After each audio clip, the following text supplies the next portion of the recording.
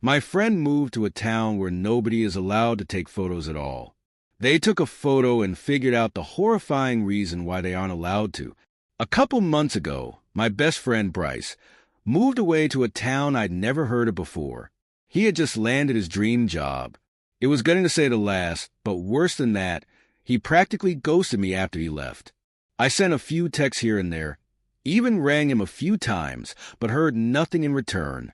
Having been close friends since we were kids, the experience was jarring and definitely shook my trust in friendship as a concept. Thankfully, he recently sent me a text message apologizing for the radio silence and claiming that moving and starting a new position had taken over his headspace. He told me I should visit him in his new haunt, and I enthusiastically accepted.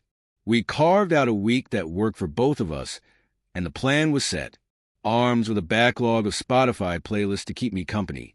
I plugged the address he provided into my GPS and went on my way. It ended up being a lengthy and confusing drive through roads unfamiliar. Finally, I arrived in his neighborhood. I took in the scenery. This new neck of the woods was bizarre to say the least. On the same street housing, tacky-looking detached home, stood Gothic-looking manors straight out of a Victorian novel. Way too many convenience stores here for such a small community. And did I mention the town center? Well, wouldn't you have it, it was a collection of skyscrapers piercing through the clouds that looked sleeker than anything I'd ever seen before in my city girl life. The town planner clearly had a fragmented personality. I pulled into the driveway at Bryce's fancy cottage. Really, Bryce? A cottage? Ran up the steps and rapped at the door. He peeked out through his living room curtains, and ever the goofball I knew and loved shot me a puzzled look for minutes before he finally opened the door. I flung into him and gave my brother bear a big hug. Dude seemed tense. "Friend," I exclaimed. "Rose, you're here," he replied. "Of course. Dude, you made us plan the trip down to the hour. You have gotten mad organized since we last spoke." I settled into the coziest couch I could find in his living room and let the snug air of his new place flood my senses. It was blissful. I had to admire what he'd done with the place. It felt like the culmination of years of settling in, not someplace he had just signed a lease for. "Well, I started. Clearly, you've struck it big with a new gig. All that's left for you now is finding a girlfriend, so you can do all that build a family nonsense everyone's always yapping about." "Yeah. Hey, let me get you some coffee, all right?" He walked into the kitchen. More curt than I remembered him ever being. I wondered if the girlfriend comment threw him off. It was just a joke, friend. He returned moments later, coffees in hand. He handed me one of the mugs, then sat opposite me on another sofa. "So, I got to say this. Area? Town? Little city?" Google wasn't helpful. "This neighborhood is pretty quaint." He looked out the window. "Yeah, no, it's interesting." I waited for him to break from his stare. He wasn't being particularly hostile. I interrupted with more small talk. "Well, how are you settling in? How's life?" He leaned back in his seat and scratched the back of his head. "Yeah, I'm settling in fine. It's been busy. Definitely spend most of my time thinking about work." "Yeah. Tell me more about that. You were pretty tight-lipped about it on text. Is the job everything you hoped it'd be?" "Not exactly." I poked her face through the uncomfortable silence, hoping he'd say more. He finally continued, "It's definitely not what I studied. Nothing at all like what they pitched me either. It's pretty out there." "Well, what are you doing exactly?" He hesitated. I could tell he was escaping up into his head.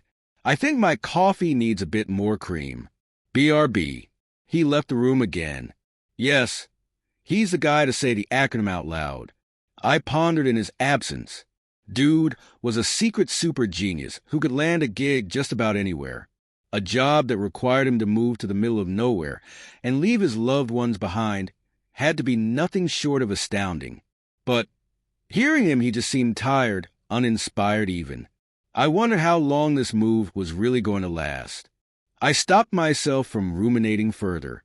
This was too much honest reflection for what was supposed to be a vacation. A selfie was in order.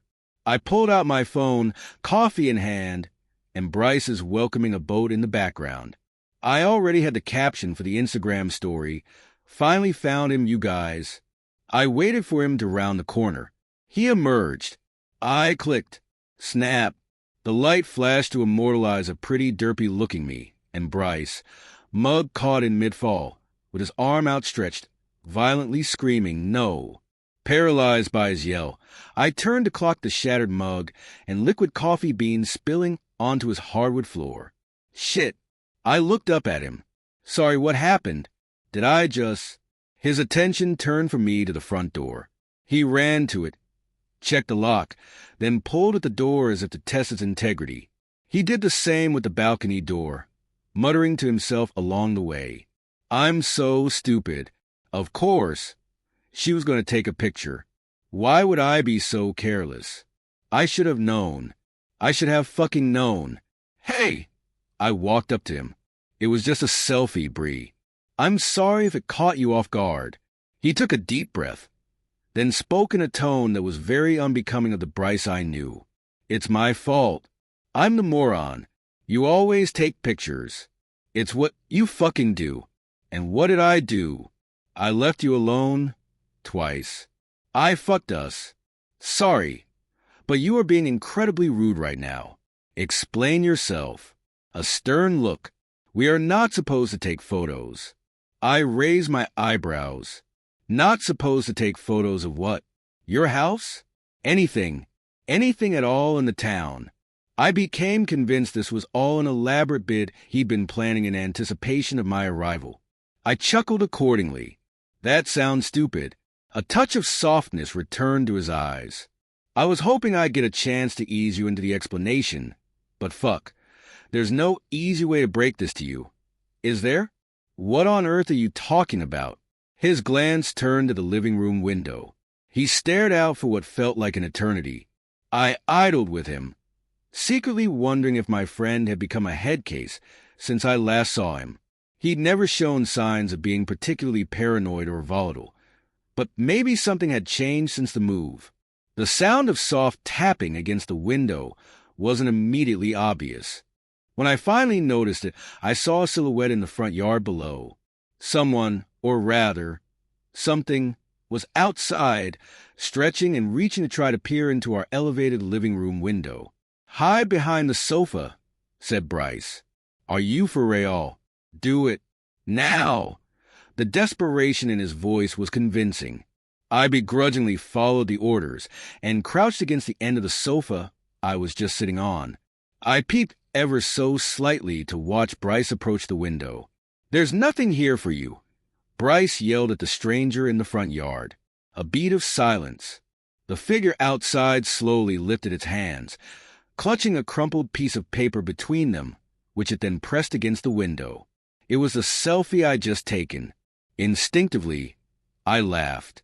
It took a few seconds for logic to flood my brain, and for me to wonder how on earth a stranger had a printout of a photo I just took.